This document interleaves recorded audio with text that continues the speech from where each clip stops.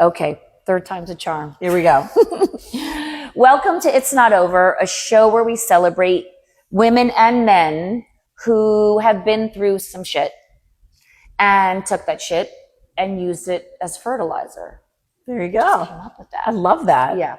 So you did, and that is why you were here. And thank you so much for coming. No, you came from a long way. My pleasure. And to share your story and what you do and who you are and how you help. Thank you. So a lot of people are going to learn a lot from you. So Debbie is here. Debbie Borger is here to share a little bit about what she does. And I thought it was so appropriate for the show. So we're good. After the show, you are going to leave stronger. I'm sure of it. Thank you for having me. Thank you for coming. Okay, so Debbie Borger, how would you describe who you are today? Stronger and authentically who I am inside. Okay. I know it was a journey and we're going to get into it. So how lovely to feel that, because it is a very hard work for women. Yes. It's very hard work for women in general. Okay, so this is your word, Deb, right? You've lived through so many life quakes. Which moment stands out as the one that changed you the most? The one that changed me the most, I'd have to say, was the most recent one 2 years ago, where I left my fiance or ex-fiance at the time in Costa Rica and called a cab and booked a hotel and hightail it out. Yeah. When you have to walk away from someone or something that you love because you know that it is no longer safe for you to be there emotionally and so on. So you need to put yourself first, and you're in fight or flight and you're no longer running the show. Your nervous system is. Yeah. And I think that when any man or woman actually experiences that experience of your nervous system taking over, your fight or flight, safety saying, we're not safe, we need to leave, this is not good, it's a life-changing experience. Did you, when this did happen, did you try to give it a chance to work out, or were you like, fuck it, I'm out of here? Oh no, there had been chances and chances and chances, okay. But apparently always being on two different pages and not knowing it. Yeah. No matter how long you're churning in that butter, you're just not getting anywhere. And you had literally moved your life there. I did. I closed up shop. Mostly I was down to, I think, like 4 clients, virtual personal training. Yeah. I got rid of my house, got rid of everything. Didn't need my business clothes anymore. Didn't need my fitness equipment anymore. Sold my car, sold everything, and went down to Costa Rica again to start a new life with someone else who promised me a job and with their family and, a bright future and, that everything that you wanted in a relationship. So. I think women do that a lot. They fall in love, and let me know what you think, but the potential of someone could be. Like in my past relationships, this person had so much potential.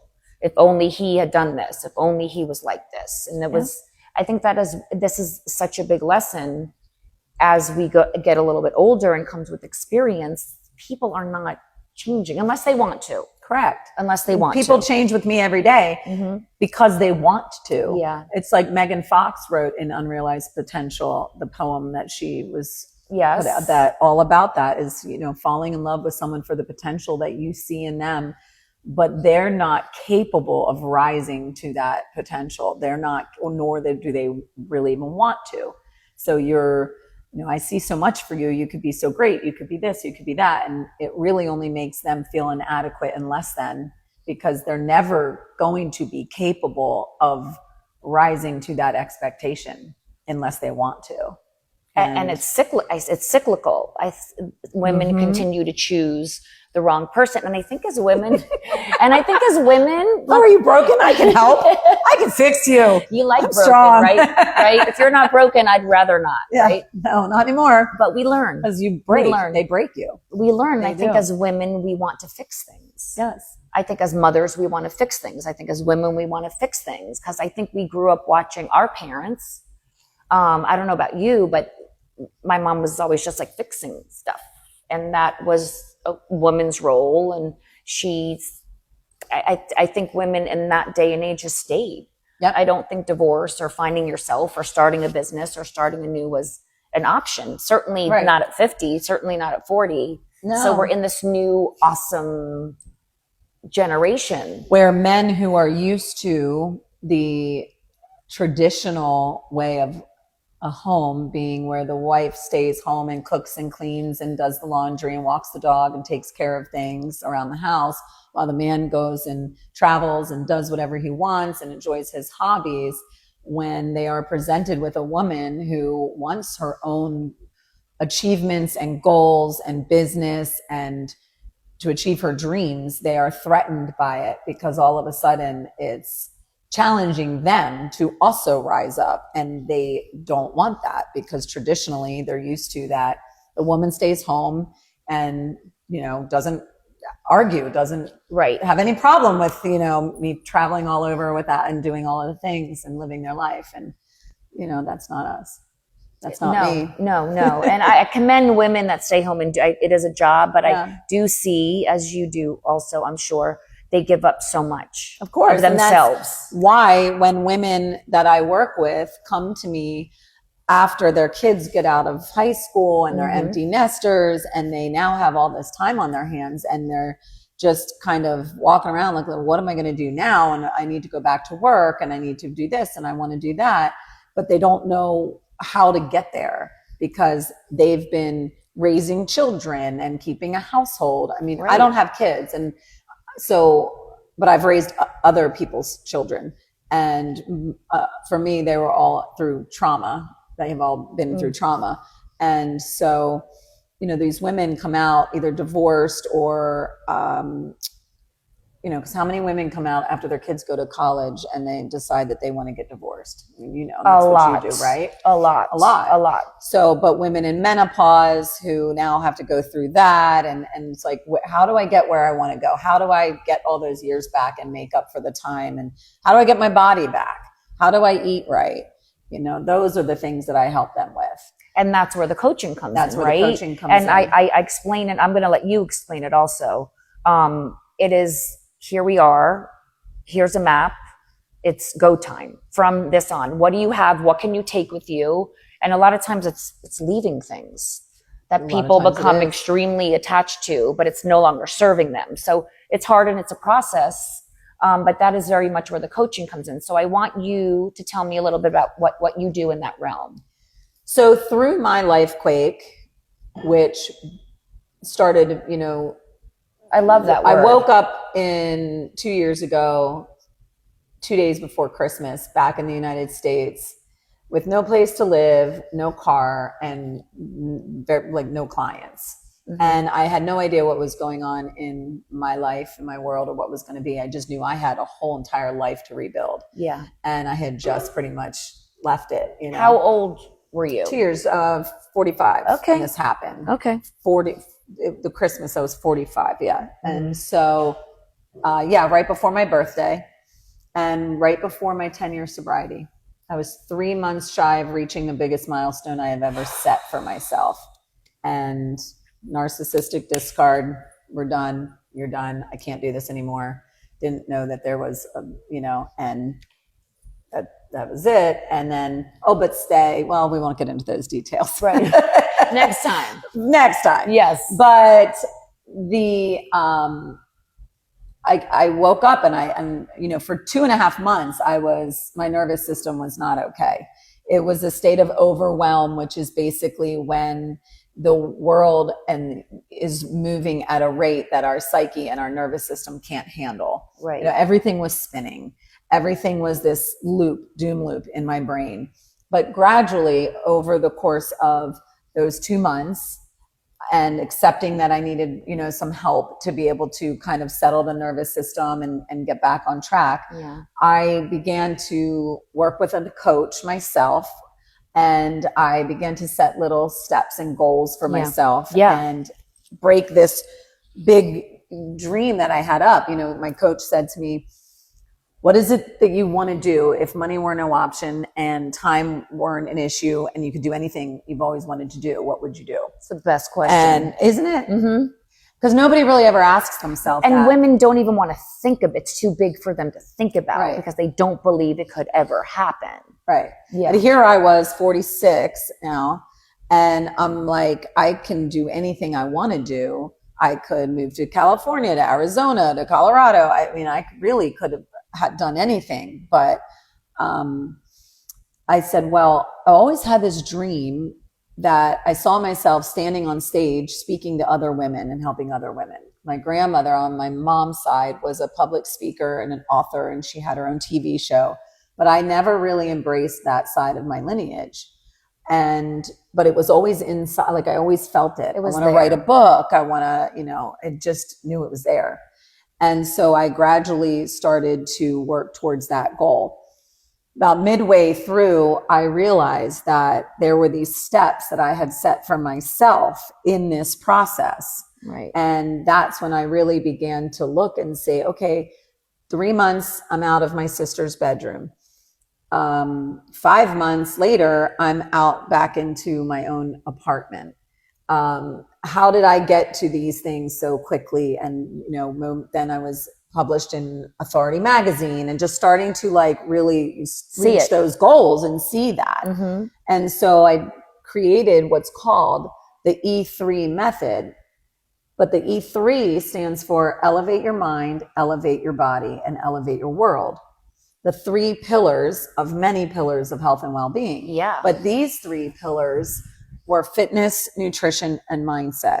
So I had lost so much weight and body fat. I was down to 113 pounds and 13% body fat. Wow. That's what a bodybuilder competitor walks out on stage. Wow. Okay. So I couldn't eat. I couldn't work out. I would go to the gym. I could barely walk the dog. I would go to the gym. I'd sit down. I'd like look around, pick something up, put something down, and just walk out. Yeah. That's where I started. Aimless. Like most women when they go to the gym, what am I supposed to do? But here I am, a personal trainer. Yeah. And then mindset was, I was so hard on myself through this. And it was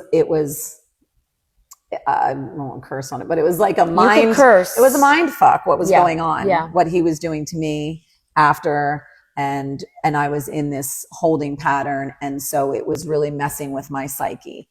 And I was, in the middle of the night having panic attacks and things like that. So I really needed to work on my own mindset and focusing forward and not behind and also not future tripping about what's going to happen and what am I going to do? And then I created this program, which is actually a 5-step program. So you have the 3 pillars, fitness, nutrition, and mindset.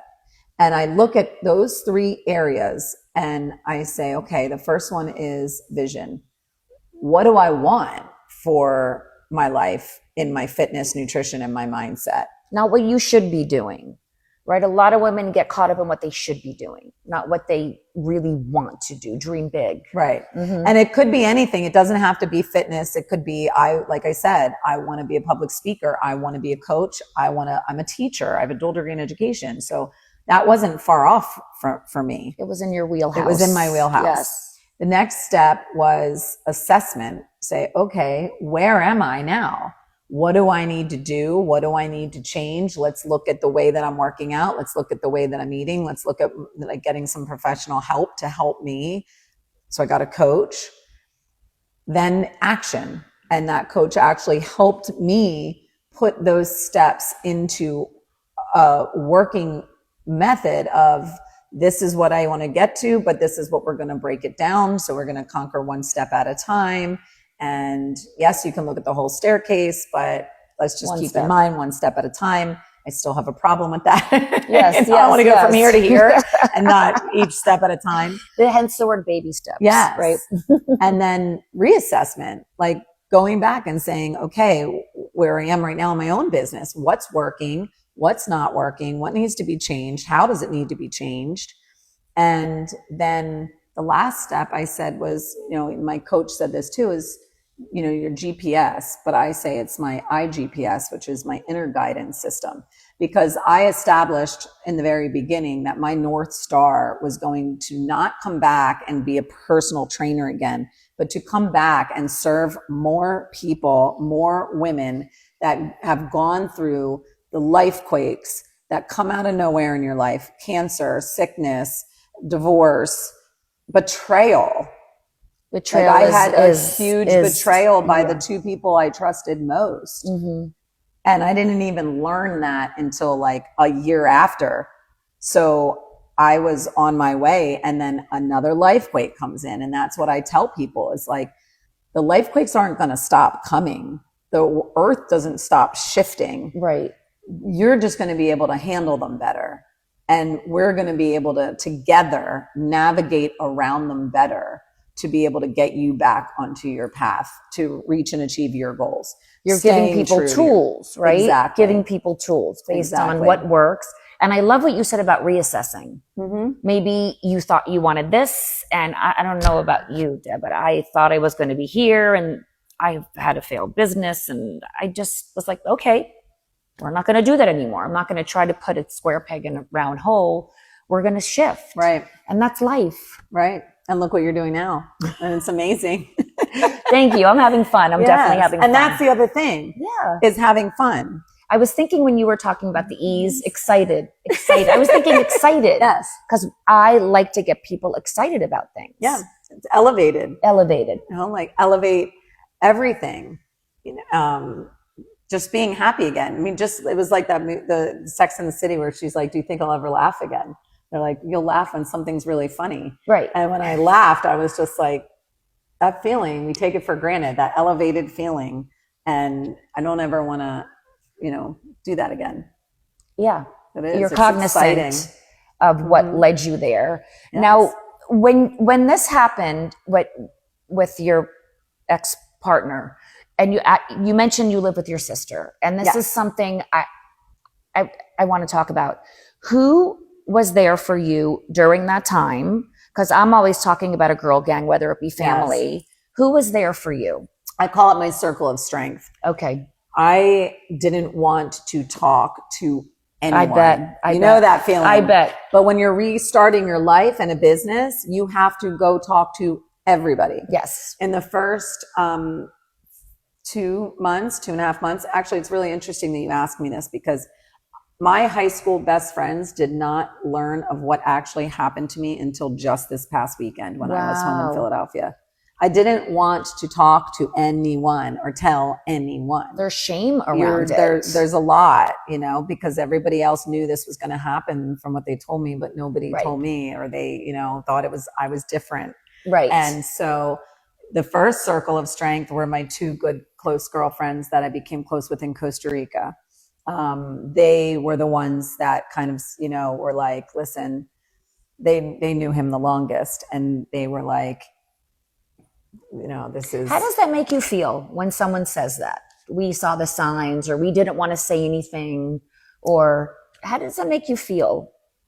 I mean, I think everybody just thought that this person was going to be different, that I was going to be different because I was a different person. I was a different caliber of a person than he had ever dated. Yeah. So he was dating up, I bet. Yeah. Yeah.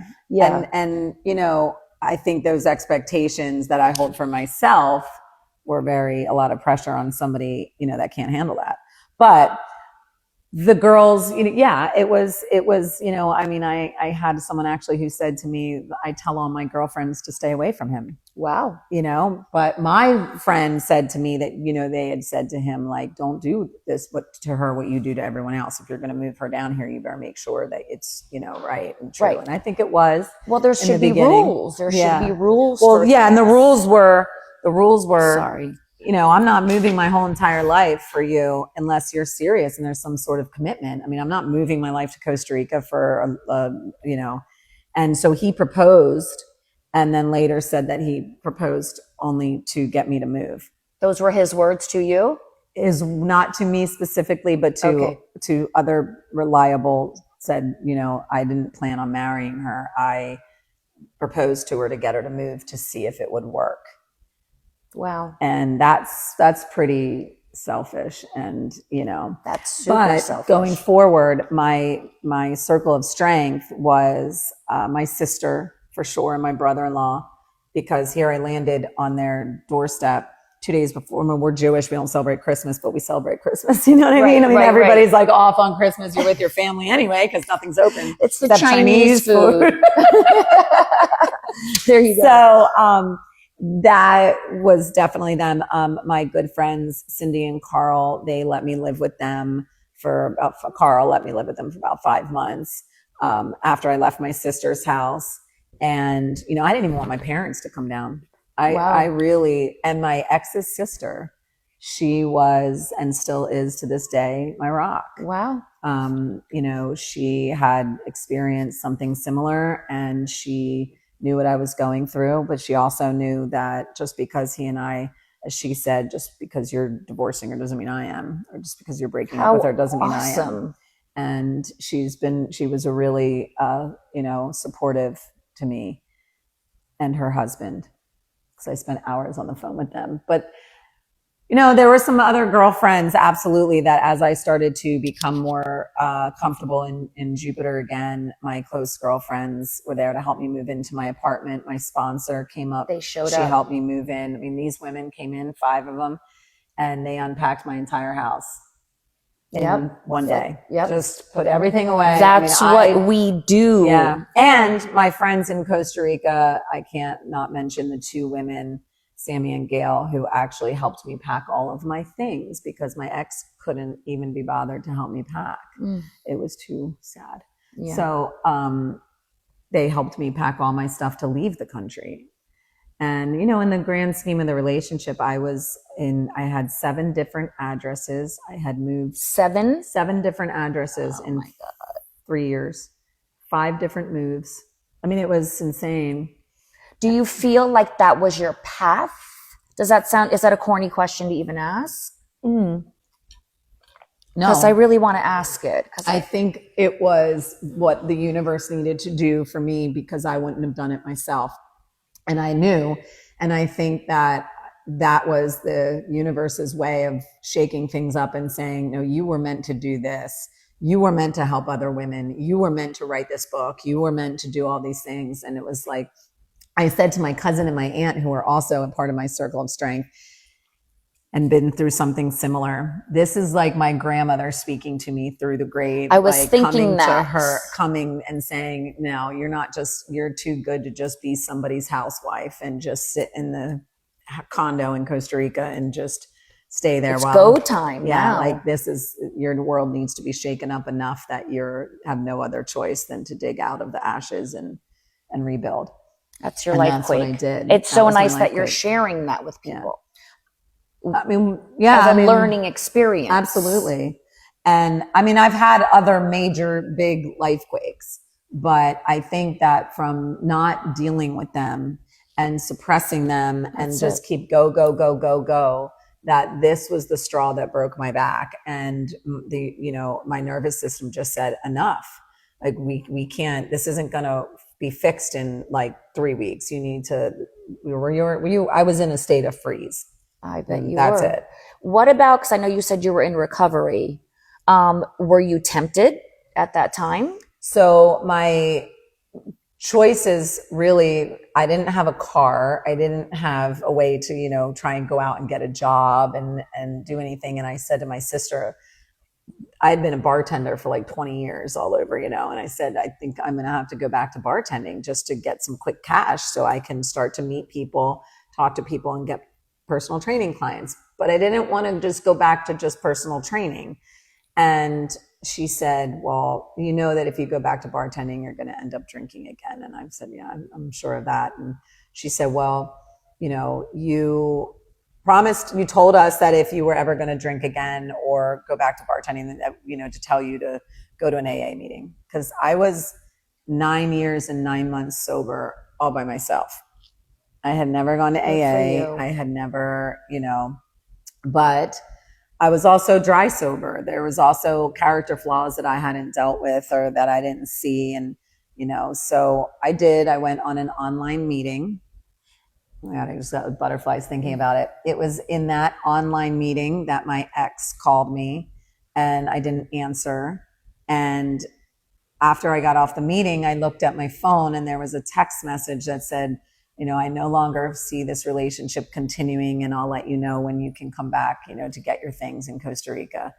And I was like, wow, a text message. Thanks for the heads up. As I'm in like my first AA meeting, it was like another sign. It is a sign. And so I continued to go to AA and on an online group because I didn't have a car. And it was really started to shed some light on some things about community and leaning on other women, because I was only in women's groups. I still really only primarily go to women's. And, everything kind of just came out of that, embracing other women and their troubles and their life quakes as well. And then everyone telling me like, you're so inspirational because you've not just been through this, but all the other life quakes that you've been through. And, you need to go out and help other women. So I started sponsoring some young women that get out of rehab. And so I'm bringing the E3 program to different rehab facilities as an option for care when they are finished. Wow. Their rehab. Yeah.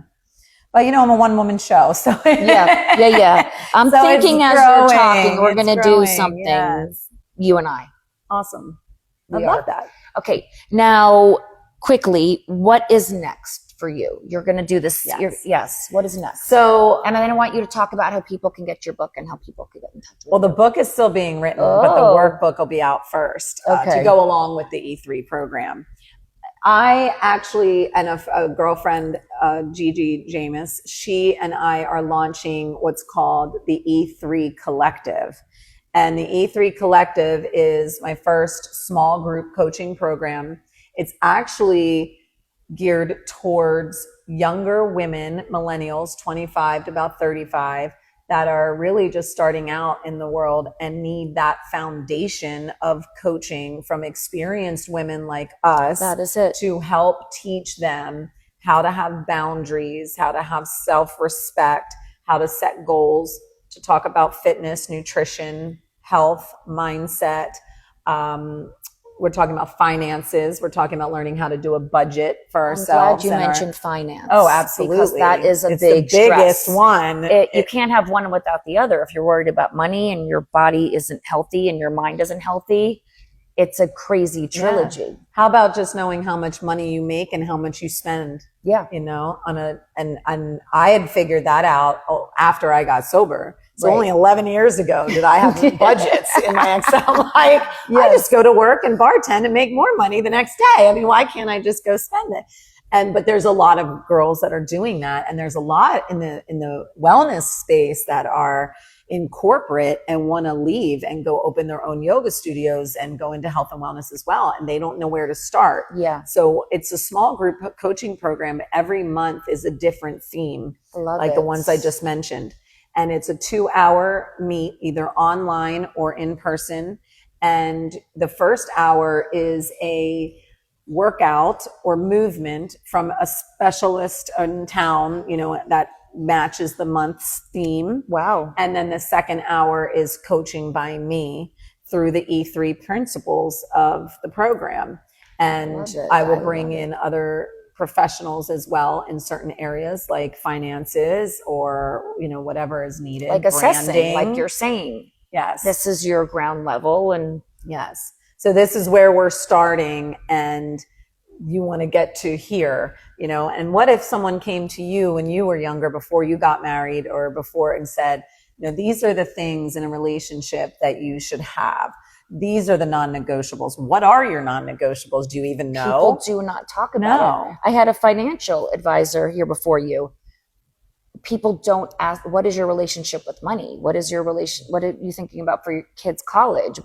How much of our budget should go to a car? Yes. How much of our budget should go to a vacation? Do you have a 401k? Do you know what a 401k is? Like, women are afraid to ask. So interesting. And men don't teach. Most men don't teach. I mean, I learned from my father, but I can watch my, other significant others who have had daughters, are you teaching them how to budget? Are you teaching them about their finances? So I mean, my father never sat down to me and said, this is a 401k. These are mutual funds. These are, I didn't know any of that.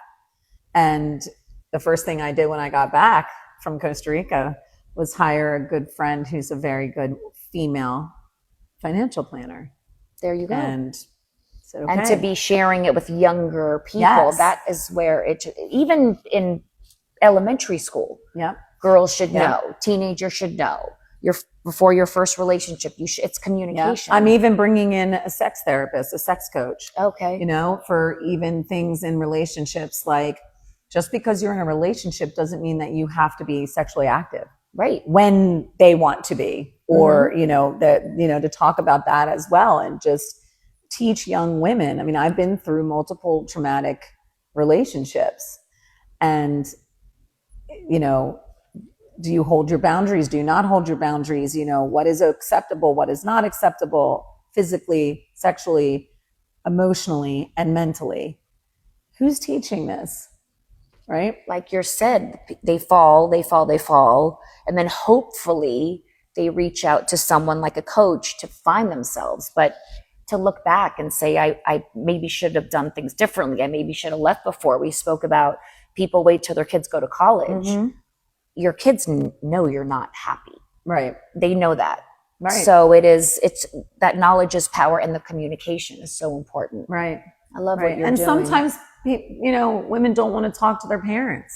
Yeah. I mean, no matter how close your daughter is with you, she's keeping something from you. Oh my gosh. Yes. I'm sorry. Yes. And my ex used to say that all the time, and she tells me everything. Well, if you look at my phone, right. I can tell you some other stuff, but nothing, but just because they confide in women. Correct. And they confide in what makes them feel safe and not judged, and that they're not going to anger someone. Right. And it's important. It's a safe place. It's a safe place. Right. And, I know there are a lot of, young women that need it, and I need to focus on those that do instead of, ones that don't. And so they have to want it too. Yes. And women our age, too, I look back before I left for Costa Rica, and I say, what was I missing that I was willing to give up so much for someone? Mm-hmm. Right? Was I really being honest with myself? Was I really happy, or was I just bored and stagnant and stuck and looking for an out? And this was like a world promised to me, a future promised to me, that was gaslighting and love bombing. But when you're looking for something, right, you don't even see that coming. You're like, yeah, I'll take it. Right. Right. Shiny. Yeah. Mm-hmm. Different, new, change, the good change. The good change. The dopamine goes up. Yeah. You're like, this is awesome. My dream is finally coming true. Now I know what everyone else is finally talking about. Right. Because you're just not being honest with yourself and making yourself happy from the inside out. You're looking for something else to do it. So correct. Who's going to tell you that? Who's going to be open and honest and tell you that? Your friends? Not really. No. Your parents? Well, no, they want to see you happy and they hope the best for you. Right. But a coach is going to sit there and tell you like it is. Yeah. And you might not like what I have to say, but I'm going to say it anyway. But I'm going to say it nicely.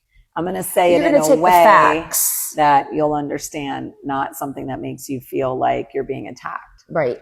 Yeah. That's what we do.